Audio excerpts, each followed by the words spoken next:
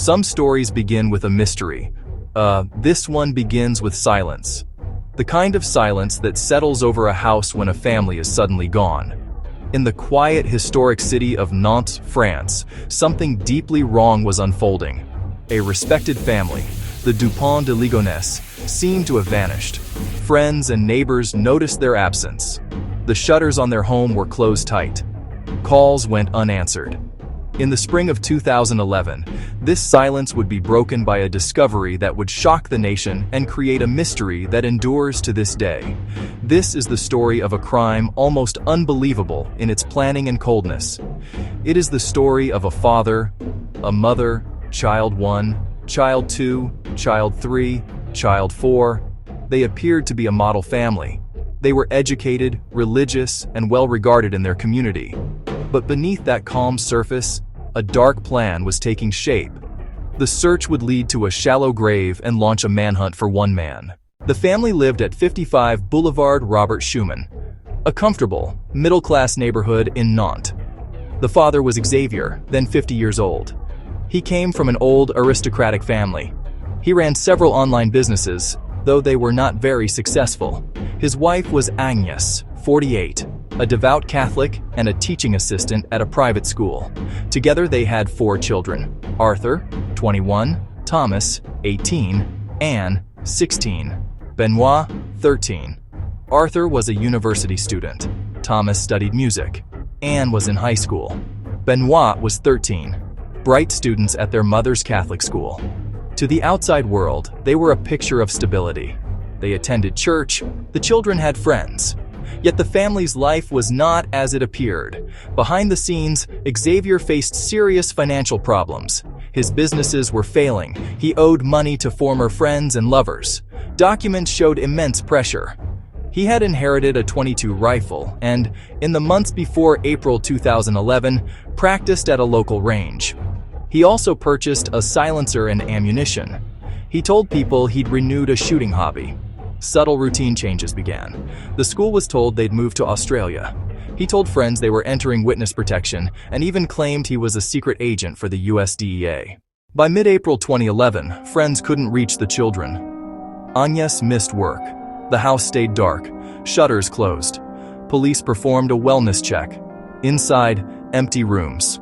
A note read, "Return all mail to sender." It seemed they'd left, as letters claimed. But Agnes's relatives said she would never leave without telling them. On April 21, police returned for a thorough search, focusing on the garden. Under recently disturbed soil, a horrific discovery. 5 bodies, carefully buried, wrapped in blankets, covered in quicklime. It was Agnes, Arthur, Thomas, Anne, Benoit. Autopsies showed each was shot with a .22, likely as they slept. Systematic. Executions. The family dogs were also buried. News spread from Nantes across France. The family had been there all along, buried steps from the back door. Only one person was missing, the father, Xavier. With the bodies found, focus shifted to Xavier. Born into a noble family, he presented as a successful man of status. Reality. Debt. He borrowed sums he couldn't repay. Failed ventures, travel sites, commercial directories, stress mounted. Writing showed he felt like a failure. He wrote about faith and apocalyptic ideas. In one email, "I believe I am in the end of my life phase."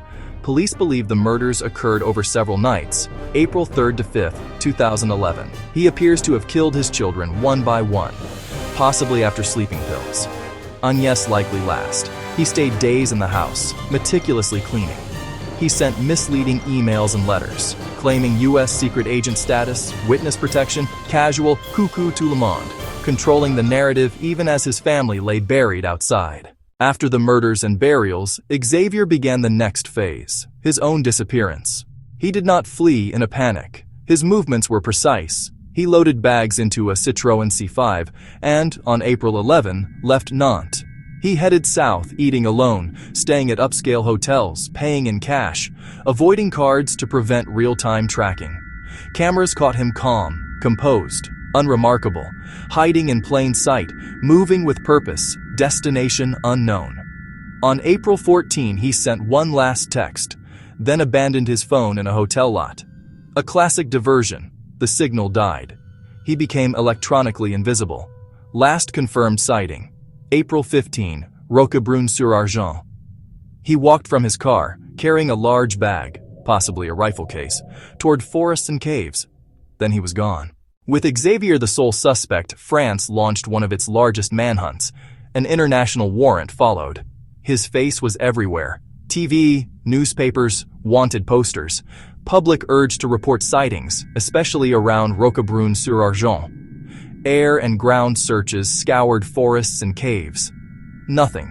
No body, no weapon, no camp, no evidence of suicide. If he planned to kill himself, where was he? Investigators expected some trace. Over 1,000 tips, from France and abroad.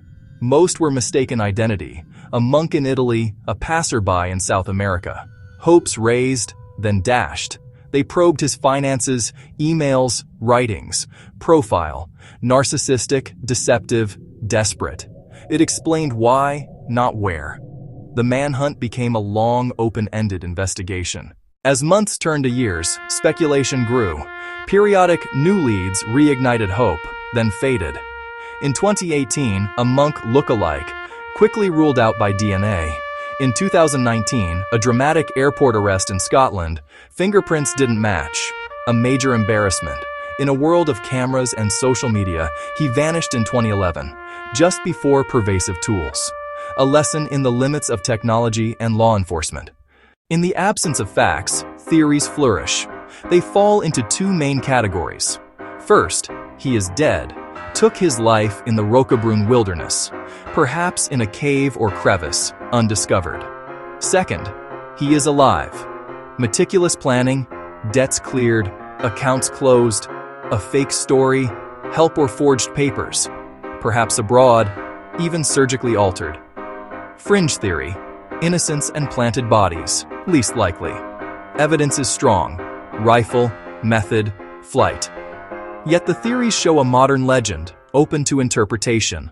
Today, the case remains open. He is still most wanted. For Agnès' and the children's families, there is no closure. The Boulevard Schumann house was sold. New residents live there, but the memory lingers like a shadow.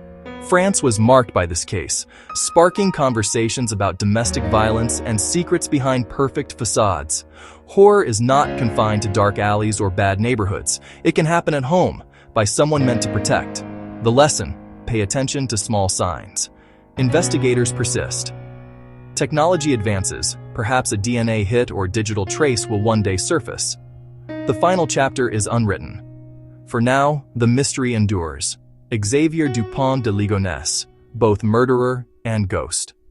If you found this breakdown informative, please like, subscribe, and comment on what video you would like to see next.